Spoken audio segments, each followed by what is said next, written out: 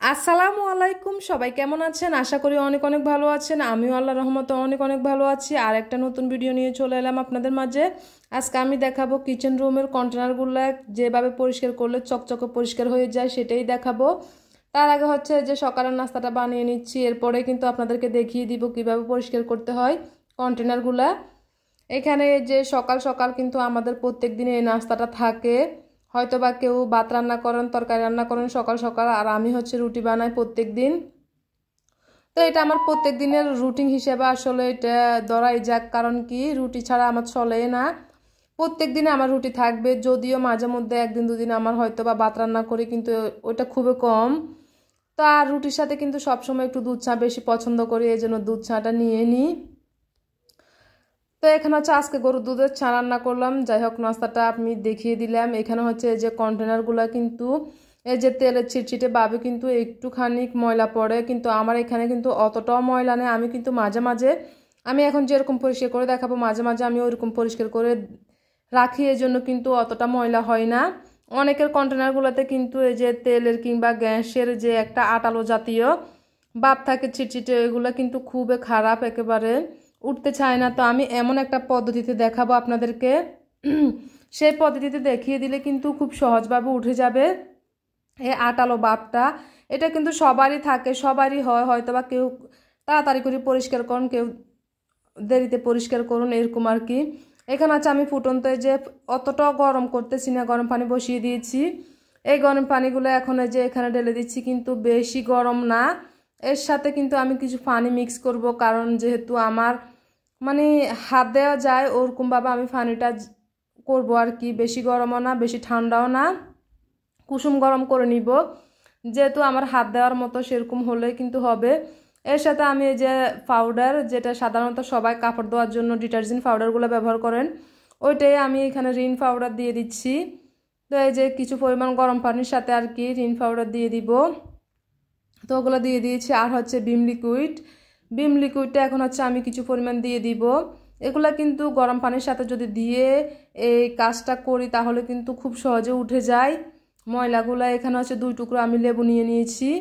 তো লেবুটাকে একটু চিপ দিয়ে কিন্তু রসগুলো এখানে বের করে নিব। লেবু কিন্তু অসাধারণ কাজ করে, লেবু একদম খুবই ভালো কাজ করে, লেবুটা দিতে হবে। তো এই যে আমি সবগুলা কিন্তু এখানে যে রসটা চিপে নিয়েছি ভালো করে, 2 টুকরো লেবুর এই যে অনেক রস বের হচ্ছে। তো রসগুলা ভালোভাবে চিপে এখন হচ্ছে আমি সবগুলো উপকরণ এখন একসাথে মিক্স করে নিব, পানির সাথে ভালোভাবে মিক্স করে নিব। তারপর হচ্ছে আমি পরিষ্কার করতে চলে যাব। তো আমার ভালোভাবে মিশানো হয়ে গেছে। এখন হচ্ছে আমি একটা যে প্লেট বাটি ধোয়ার ইয়েগুলো ওইটা নিয়ে নিয়েছি। এই যে আমি একটা পরিষ্কার করে আপনাদেরকে দেখাচ্ছি। এইভাবে কিন্তু পরিষ্কার করলে সবগুলাই সুন্দরভাবে উঠে যায় খুব তাড়াতাড়িভাবে, অত চাপাচাপি করা লাগে না। হালকাভাবে এইভাবে চাপ দিলে কিন্তু সুন্দরভাবে আটালোভাবে এগুলো উঠে যায়। আসলে আমি ভিডিওটা করছি কিন্তু সবগুলা দেখিয়েছি, ভিডিওটা হয়তো বা হয়নি, আমি এটা খেয়াল করিনি, এই জন্য সবগুলা যেভাবে ধুইলাম ওগুলো দেখানো আর হয়নি। তো আমি একটাই কিন্তু দেখিয়ে দিয়েছি আপনাদেরকে, যেভাবে একটা দেখিয়ে দিয়েছি ওরকমভাবে সবগুলো আমি এখানে এই যে পরিষ্কার করে নিয়েছি। এত সুন্দরভাবে এগুলো সুন্দরভাবে পরিষ্কার হয়ে গেছে, একেবারে জকমক। কারণ কি এগুলোতে তেলের একটু কিংবা গ্যাসের একটু ছিটছিটে ভাব থাকে, এটা আটালো আটালো হয়ে যায়। তো এইভাবে পরিষ্কার করলে কিন্তু খুবই সুন্দরভাবে পরিষ্কার হয়ে যায়। আপনারা চাইলে আমার মতো এরকম করে পরিষ্কার করে নিতে পারেন। তো কন্টেনারগুলো কিন্তু খুবই সুন্দরভাবে পরিষ্কার হয়ে যাবে সবারই ক্ষেত্রে, এরকম আমি যেরকম করে দেখিয়ে দিলাম। তো আপনারাও এরকম করে করবেন, তাহলে কিন্তু আপনাদেরও ঠিক পরিষ্কার হয়ে যাবে। যাই হোক, সেটা তো আপনাদেরকে পরিষ্কার করে দেখিয়ে দিলাম। এখানে হচ্ছে কিছু নাস্তা নিয়ে আসলো। আসলে নাস্তাটা সব সময় থাকে, মাঝে মধ্যে তৈরি করি আর মাঝে মধ্যে হচ্ছে কিনে নিয়ে আসি। তো এই যে এখানে এত ছোট ছোট সিঙ্গারাগুলা যে কিভাবে বানায় আল্লাহ জানে, আমি বুঝতে পারছি না। অনেক ছোট এগুলো, একটা 2 টাকা করে। তো খুবই সুন্দর কিউট দেখতে, আসলে অনেক ভালো লাগে এই ছোট ছোট সিঙ্গারাগুলা। তো এগুলা আমাদের জন্য নিয়ে আসলাম। আর ছেলেরা একটু এই যে ডালফুরিগুলাই পছন্দ করে, ওদের জন্য ডালফুরি নিয়ে আসলাম। তো ডালফুরি আর সিঙ্গারা এই যে আজকে খাওয়া হবে নাস্তায়। তো এটার সাথে কি একটা ডাল দিয়ে দে রান্না করে, আসলে এটা সব সময় দিয়ে ডালফুরির সাথে ডালটা দিয়ে দেয় বেশিরভাগ, প্রত্যেক দিনে কিন্তু যদি যেই সময় নিয়ে আসে এই ডালটা দিয়ে দেওয়া হয়। এটা হচ্ছে মাসকলার ডাল মনে হয়। মাসকলার ডালটাই প্রায় সময় এইভাবে রান্না করে ডাল পুরির সাথে খেতে হয় আর কি। তো এই নাস্তাটা মোটামুটি রেডি, নাস্তাটা খেয়ে নিব। এখন হচ্ছে যে রান্নায় চলে আসলাম আমি। আজকে রান্না করব ফুলকপি, যেহেতু এখন মানে শীতকালীন আসলে শাকসবজি কিন্তু অনেক মজাদার, অনেক অসাধারণ হয় আর সব কিছু পাওয়া যায় শীতকালীন শাকসবজি। আমি ফুলকপির সাথে কিছু পরিমাণ ডাঁটাও নিয়ে নিয়েছি। তো এখানে সাথে মাছ আছে, মাছ দিয়ে আজকে ফুলকপি রান্না করব। তো আমি ধুয়ে পরিষ্কার করে নিলাম আর এগুলো হচ্ছে কেটে কুটে রেখে দিয়েছি, এখনও ধোয়া হয়নি। রান্নায় চলে যাব আমি এবার।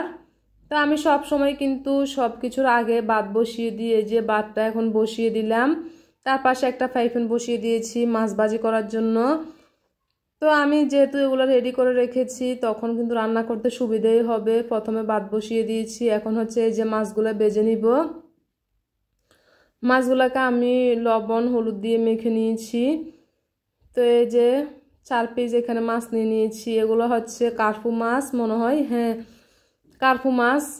তো এগুলো দিয়ে ফুলকপি রান্না করব। মাছ ভাজা মোটামুটি আমার হয়ে গেছে, এখন হচ্ছে আমি নিয়ে নিচ্ছি। তো তরকারিটা রান্নায় চলে যাব, রান্না করব। শীতকালীন আসলে শাকসবজি খেতে কিন্তু অসাধারণ লাগে। যে কোনো শাকসবজি শীতকালীন অনেক কিছু পাওয়া যায়, কিন্তু পাওয়া গেলে কি হবে, কারণ কি দামটা এখনো কমেনি, অনেক দাম, সব কিছুর দামটা টোটালি কমতে চায় না। জানি না কবে কমবে শীতকালীন শাকসবজির দামটা। তো এখন হচ্ছে এখানে আজ ফুলকপি রান্না করার জন্য এই যে মশলাটা এখন কষিয়ে নিচ্ছি ভালোভাবে। তারপর হচ্ছে পরিমাণ মতো পানি দিয়ে দিচ্ছি। তো পানিটা দিয়ে দিলাম, এখানে মাছ ভাজাটা এখন দিয়ে দিচ্ছি। তারপরে এটা কিন্তু ভালো করে কষানো হবে, কষানোর পরে কিন্তু আমি ফুলকপিটা দিয়ে দিব। এখন এই যে ঢাকনাটা দিয়ে দিলাম। আমি সব সময় কিন্তু এরকম করে রান্না করি, যেরকম আসলে রান্নার কোনো ইয়ে নেই, এক একজন এক এক রকম করে রান্না করে, রান্নার কোনো শেষ নেই। যে যেভাবে পারে রান্না হলে হলো, কারণ কি সবাই তো আর একরকম রান্না করে না, এক একজন এক এক রকম করে রান্না করে। তা আমি যেভাবে রান্না করি ওইভাবে কিন্তু আপনাদেরকে প্রত্যেকদিন একটু একটু করে শেয়ার করি, যে আজকে কি রান্না করলাম, কালকে কি রান্না করলাম, এভাবে চলে আর কি আমার ভিডিওটা।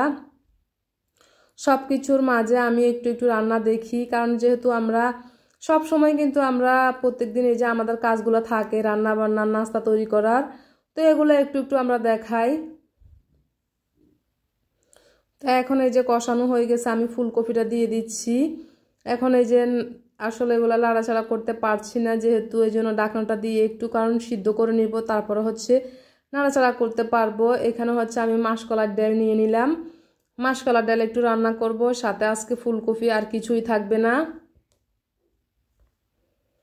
তো মাসকলার ডালে আমি সব ধরনের মশলাটা দিয়ে বসিয়ে দিয়েছি, আর এখানে যে ফুলকপিটা এখনো সিদ্ধ হচ্ছে না, কিছু পরিমাণ কমে গেলে কিন্তু আমি একটু নাড়াচাড়া করে দিতে পারবো। আর ফুলকপি কিন্তু বেশি নাড়াচাড়া করলে কিন্তু ভেঙে যায়, এই জন্য অতটা করা যাবে না।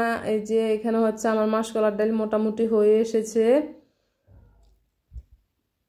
তা আমি ফুলকপিটা একটুখানি করে নাড়াচাড়া করে দিব, আর এখানে পরিমাণ মতো পানিও দিয়ে দিয়েছি আমি, যাতে রান্নাটা সুন্দরভাবে হয়ে যায়। তো এই যে অবশেষে রান্নাটা আমার হয়ে গেল। তো এই যে আমি সাথে কিন্তু ধনিয়া পাতা দিয়ে দিয়েছি। শীতকালীন শাকসবজি রান্না করব, এতে কি ধনিয়া পাতা না দিয়ে পারি? ধনিয়া পাতা অনেক পছন্দ আমার, সব তরকারির সাথে আমি শীতকালে সবসময় বেশি ব্যবহার করি।